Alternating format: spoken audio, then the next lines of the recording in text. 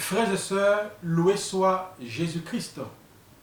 Aujourd'hui, 2 juillet, nous continuons de témoigner à Satan de ce que le sang de Jésus a fait pour nous. Mon corps est le temple de l'Esprit Saint, racheté, purifié par le sang de Jésus. Le thème que nous voulons brièvement développer aujourd'hui, c'est ne pas souiller le corps. Ce corps qui est le temple de l'Esprit Saint, ne pas le souiller. 1 Corinthiens 6, verset 13, nous rappelle que les aliments sont pour le ventre et le ventre pour les aliments. Et Dieu détruira l'un comme les autres. Mais le corps n'est pas pour l'impudicité, il est pour le Seigneur et le Seigneur pour le corps.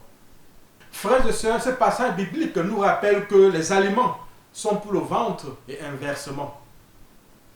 Mais pour Saint Ignace de Loyola, le fondateur de la Compagnie de Jésus, dont je suis membre, pour ce saint-là, le repas devrait être aussi un moment de communion avec le Seigneur.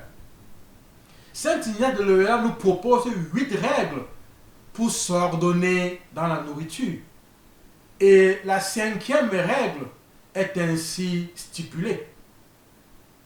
Pendant que l'on prend son repas, considéré comme si on le voyait, le Christ, notre Seigneur, prenant son repas avec ses apôtres, comment il boit, comment il regarde, comment il parle, et l'on cherchera à l'imiter, de sorte que la partie supérieure de l'esprit soit occupée à considérer notre Seigneur et la partie inférieure à nourrir le corps.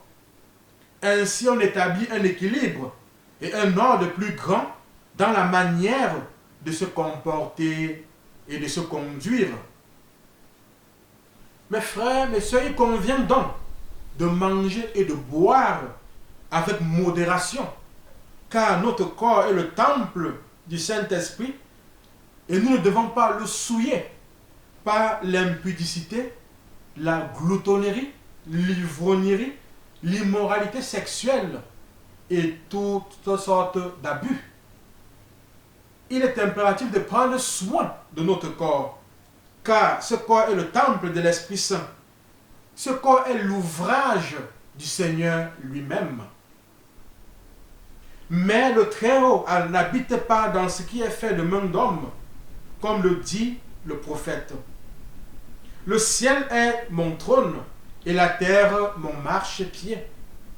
Quelle maison me bâtirez-vous, dit le Seigneur, ou quel sera le lieu de mon repos? N'est-ce pas ma main qui a fait toutes ces choses? Si Dieu demeure dans notre corps, frères et sœurs, c'est parce qu'il l'a façonné lui-même et qu'il a pour ce corps ses objectifs divins. Aussi, n'oublions pas cette mise en garde du livre du Siracide.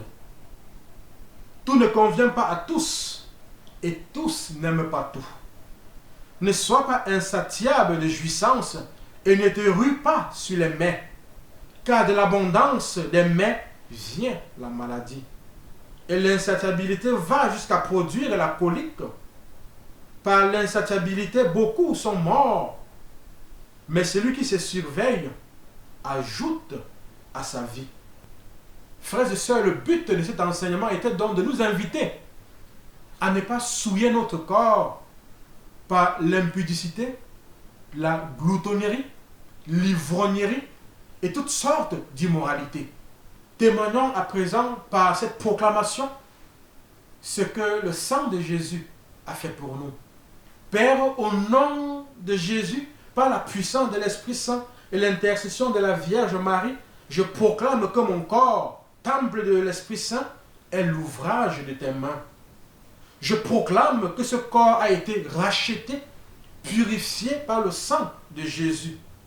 Je proclame que je ne souillerai pas ce corps par l'impudicité, la gloutonnerie, l'ivrognerie, l'immoralité sexuelle ou toutes sortes d'abus. Je me recouvre de ce sang et proclame ma guérison, ma libération et ma délivrance.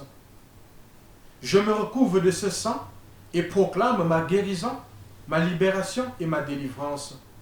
Je me recouvre de ce sang et proclame ma guérison, ma libération et ma délivrance. Amen.